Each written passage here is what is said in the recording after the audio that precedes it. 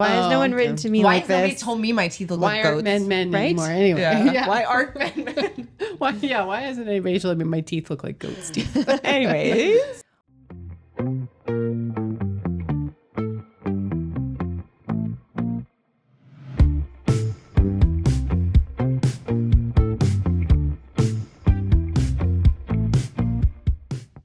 Hello and welcome to episode 15, season 3 of the Light and Salty Co podcast.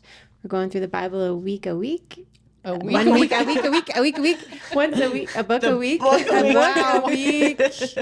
And this week is the Song of Solomon, otherwise known as Song of Songs. Yeah. Why is it both? Like, Well, Because Solomon wrote it, but and then Song of Songs is like is saying the, like that's the ultimate. the King of Kings. I know, Lord but of like, why is there actually two names for it? Is my like, does that just happen over time? Yeah, I guess so. Lords. Maybe. Yeah. Yeah. I'm always worried about getting it wrong. Well, there's both. So There's both. Yeah. I mean, in my Bible it says Song of Solomon underneath Song of Songs. No, it has both. Yeah.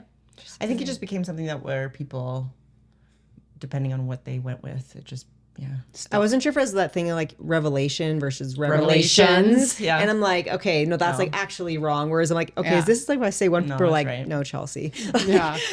No, there are both of the titles show up in Bibles, Yeah. whereas Revelations it doesn't. doesn't exist. show up show up in anywhere. Maybe the Passion. Who knows? We don't know what's in there. But I have mine just abbreviated to SOS. it's also can't go wrong with appropriate. Help. Help. Anyways, Good start. Help, because I'm reading the most Racy. crazy book to read in the Bible. yeah. This will be a fun People video because going. we'll all be blushing. I know. Yeah. You get to talk about the application boys. I'll duck out by then.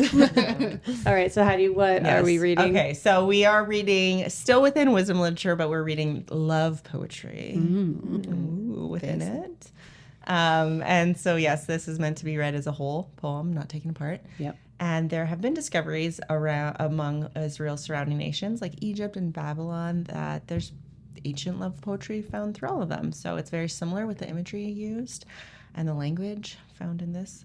It's just a very Why don't we have modern love poetry? I think we Come on, boys. I mean, I think we do. do. Josie Balka just released a whole love poetry book. true, But I think she's like, being like more like boys a to the man. front. Yeah, why has no one written to me Why like has nobody this? told me my teeth look Why like aren't goats? men right? anymore anyway? Yeah. Why aren't men? Why hasn't anybody told me my teeth look like goat's teeth? Anyways, there is a key feature that sticks out in this, and that's the repeated use of garden imagery, which of course points back to the Garden of Eden and the ideal life that God has intended for us.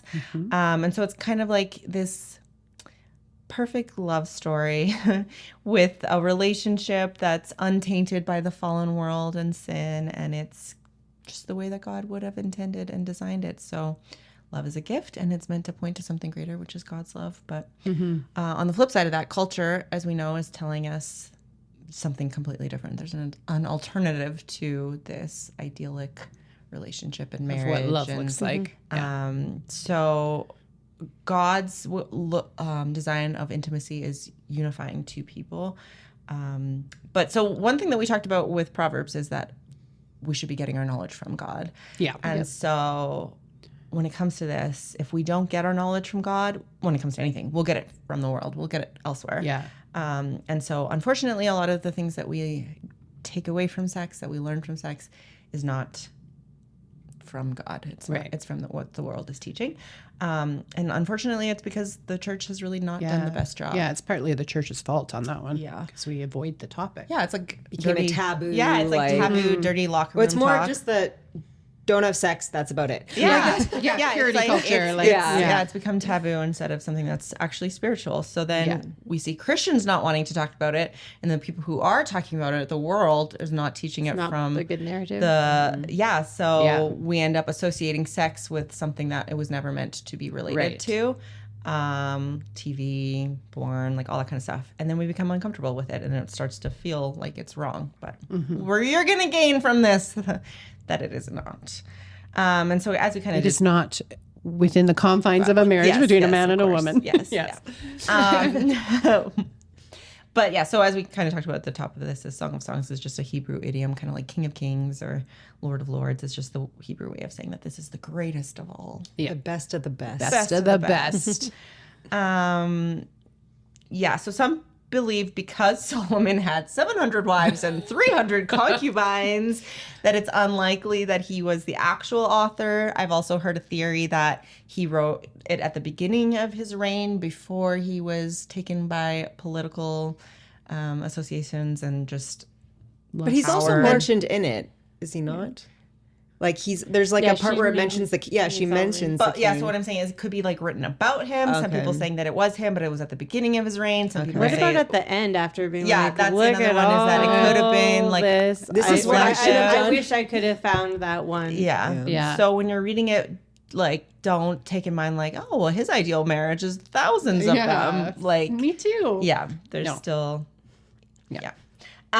Anyways, it also could have been. Some people say it could have been written to him to remind him what marriage was supposed to be Right. like. So, anyways, regardless of the author, the intent is still biblical marriage This and is that what God's it's design supposed to for look like. marriage. Yes. So anyways, it could have also been written to remind the kings of why we don't do all of these political alliances and have multiple wives, because I mean God commanded that at the beginning not to do that. And it wasn't because God is against interracial couples. It's simply because at that time foreign wives meant pagan Foreign gods. gods. Yeah, and that the wife would take the husband away from worshiping Yahweh, leading the nation to worship Yahweh, and it would be more worshiping the other. Yeah. So like in today's day and age, it's not he's against racial or multi-ethnic marriages. It's more what it would look like more here is don't marry outside your religion, Exactly. outside your faith. Yeah. And a lot of their that foreign still alliances applies, was like- against God's will too, because Yeah. they were trusting in these in- other in nations the rather alliances than rather than trusting God. God. Yeah. Yeah. So yeah, it has multi layers. Yeah. Yes. And so the main idea is that love, sex, and romance between a husband and wife One man, one woman. is That's a all. wonderful gift from God, and it was written to show the purity of love within God's boundaries of marriage. And a key to understanding this book is to just pay attention to who's speaking, who they're speaking to, and then also something that is major throughout it is the use of euphemisms, which is Do you want to give examples? well, not really. But just know that if you're like, what are they talking about? It's about something different, and it's sexual. Yeah. In nature. I mean, in nature, yeah. Like for like a pretty PG example, I guess, which is used throughout the Bible, is when it'll say, it'll say a man's name, new, Yeah.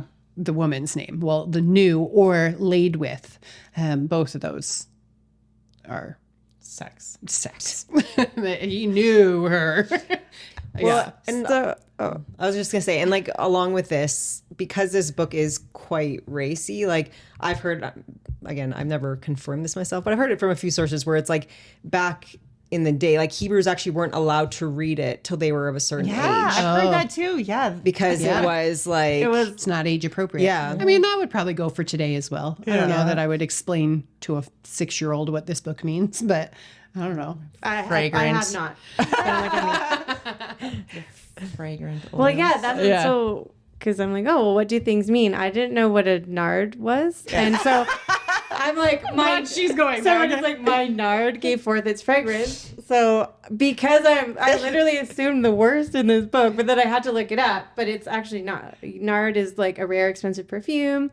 It becomes like a biblical symbol for extravagant love and worship. Like even in John 12, if you read it, Mary anoints Jesus' feet with pure nard. Yeah. Like so, it's but So but it's in us, it's us as in a the Western context culture. of reading Song of changed Solomon, the I word was just nards. like, what is that going to be? what But fragrance actually, are we it's- But there are cases Yes. where it does Yeah. mean something Means that is something. sexual. they do use something I'm just real, letting you but know it's that one representing is not, something else. so you can move on Because- and look up something else. And also Yeah. too, like if you look at, because you're gonna know when it's their wedding night. Let me just say, like, Yes. there's a clear like, oh, they've gone further. But up until that point, it's like even the way he's describing her doesn't go past a certain part of her body because he's not. They're waiting. hasn't seen it. Yeah, Yeah. they're waiting for marriage. So Yeah. if you take note, even with that, you can see like there's the boundaries. Which kind of like leads into themes. So like one of the main themes is like an intense desire and passion throughout. And part of what kind of goes into that is this like seeking and finding. So the woman and the man are like talking back and forth about each other.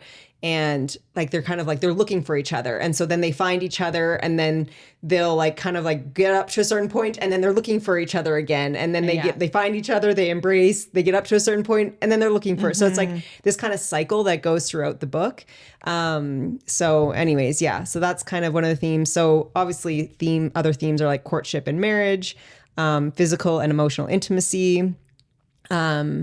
And then when like kind of it culminates at the end, it's just like how powerful love is, and not awakening it before it's ready. So those are some of the things you'll see throughout. Finding Jesus in this one. Where's Jesus in this awkward book? Okay, so I'm going to share some different interpretations. So one is like Jewish tradition sometimes looks at this book as the woman being Israel, the man being God. And when they talk about love, they're talking about the covenant. Then later on, we have the Christian church looking at this, and then they're saying, okay, well, the woman is the church, the man is Jesus, and then this book is about Christ's love of the church. Personally, when I read it, I have trouble getting into that mindset, but it does. The idea does exist, right? And so that the book would be pointing beyond romance to Christ's relationship with his people, showing the larger story, you know, Jesus being the bridegroom and his people being the bride. We hear about that in the New Testament. So that he could be in there as he could be in there. I mean, Christ should be desired, not merely obeyed. So this is true. Yeah. I mean, the thing is like, I think what we're getting at here is there is a school of thought that this is an allegory for Jesus and the church. Jesus, like strictly, like it has nothing to do with. And where I think I'm confident in saying we kind of all agree is that an allegory would be a bit of a stretch, because the way allegories work is every single thing, every element, every person, place, thing has to have meaning.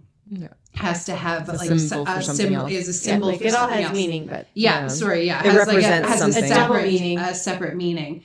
And like the themes that you would take from it would go into that allegory as well. And I mean, there's plenty of holes that we could poke in that, but a really obvious one is a theme throughout this is the not rushing into love and relationship with just anybody, waiting for the right one, waiting for but not rushing into it, taking your time. And why would we ever tell that to somebody about their relationship with Jesus? Don't rush into loving Jesus.